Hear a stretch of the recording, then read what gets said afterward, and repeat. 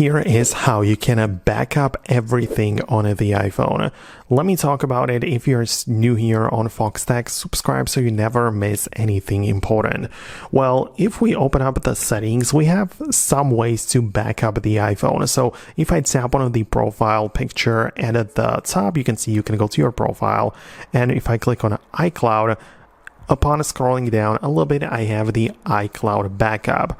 And if I enable this, every single thing on the iPhone will be backed up to the iCloud. This includes all of your photos, contacts, but even things like the layout of your apps, the wallpapers, and everything else, right? So if you're using iCloud, you can enable it right here, and the iPhone will be backed up. Like you can see, I have my iPad backed up.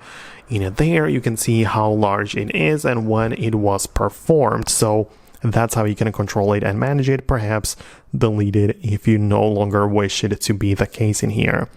So this is fine and everything, but the only issue could be that you don't have enough storage. Like in my case, I'm almost full.